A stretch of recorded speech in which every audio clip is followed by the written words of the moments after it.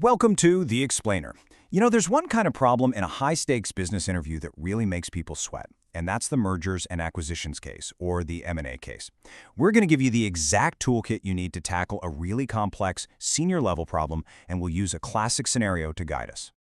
So, picture this. You're in the final round of an interview. The prompt they give you is a huge one.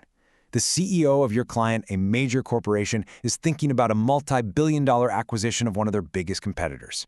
The stakes are just incredibly high, and you can feel the pressure in the room. And then, it happens. The moment of truth. Everyone in the room is looking at you. Your interviewer, who's playing the part of the CEO, looks you right in the eye and asks for your recommendation. They don't want a textbook answer here. They're looking for real CEO-level judgment.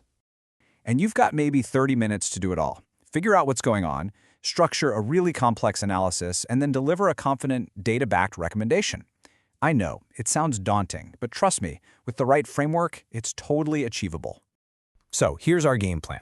We'll look at the anatomy of the case, really nail those crucial first 5 minutes, build our analytical framework, then we'll do a deep dive into the analysis itself before we craft that winning recommendation and talk about how to make this whole method second nature. First up, let's get under the hood of an M&A case. Why is a scenario like this considered so difficult? Well, it's because it's not just one type of problem. It's kind of this fusion of corporate strategy, financial valuation, and operational due diligence. You have to wear a bunch of different hats all at once: strategist, financier, and operations expert. Okay, let's talk about maybe the most critical part of the entire interview, those first 5 minutes.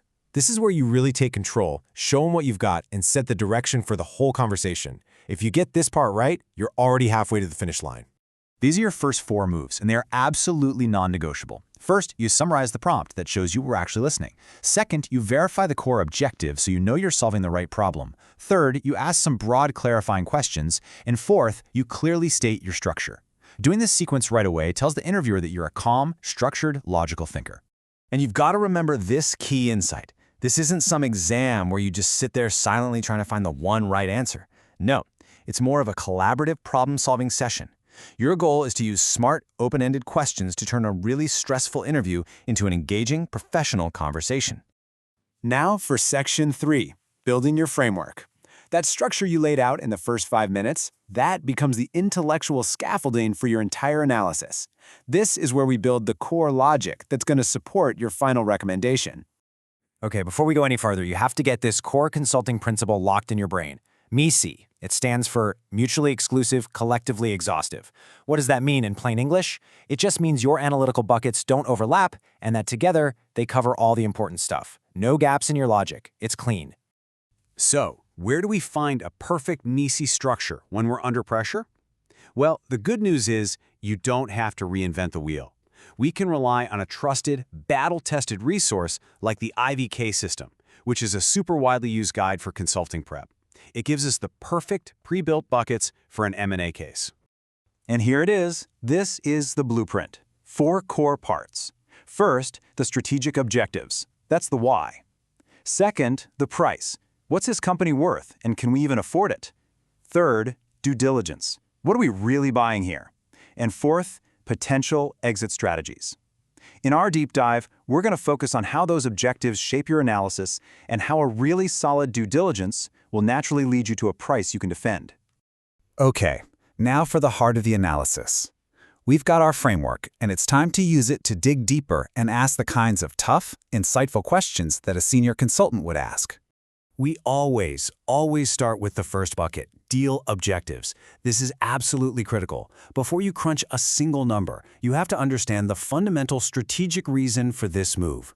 Why is the CEO even thinking about spending billions of dollars in the first place?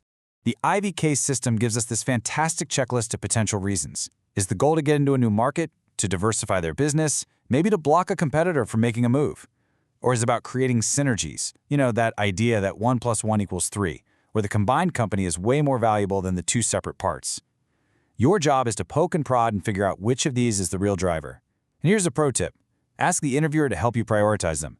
Ask which of these is most important to the CEO. Right, so once we understand the why, we have to move on to the what. This is due diligence. It's the investigative work you do to uncover the true state of the company you're looking to buy and to identify any risks that might be hiding just beneath the surface. And, you guessed it, we can turn right back to our trusty framework for a pre-built guide for this investigation.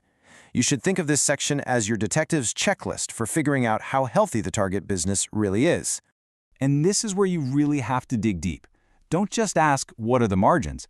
Ask, what are the drivers of those margins? Are they sustainable? See, this leads you directly to the price. You can't figure out a fair price without knowing what the future cash flows are going to look like. So you investigate. Is the industry growing or shrinking? How loyal are their customers? Are there any hidden legal problems? The answers you get here are the direct inputs for your valuation. A healthy, growing company with super loyal customers is worth a much higher price than one that's full of hidden problems. Okay, you've done the hard work. You've analyzed the objectives. You've done the due diligence. Now it's time to pull everything you've learned together into a powerful, clear, and data-driven conclusion for the CEO. And your final answer shouldn't just be a casual summary of your thoughts. You need to frame it as if it were the final executive summary slide in a multi-million-dollar consulting deck. It needs to be that crisp, that clear, and that confident.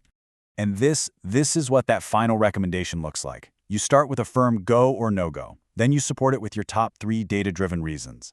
After that, you proactively outline what the immediate next step should be and what key risks need to be managed. This structure is logical, it's defensible, and it shows true executive presence. We've covered the entire process, from those first 5 minutes all the way to the final recommendation. But look, just knowing the framework is only half the battle. The real secret to success is practicing it so much that it becomes second nature. Let's end with a pretty powerful story. There was a student, had no business background, who landed a job at a top firm. Her secret weapon? A simple journal. For every single case she practiced, or even just read about, she wrote down 3 things: the problem, the solution, and, this is the most important part, what she missed.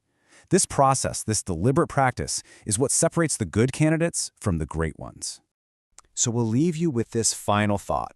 The frameworks are here, the method is clear, the only variable now is the practice. What blind spots will your journal uncover for you? And how are you going to turn those into strengths?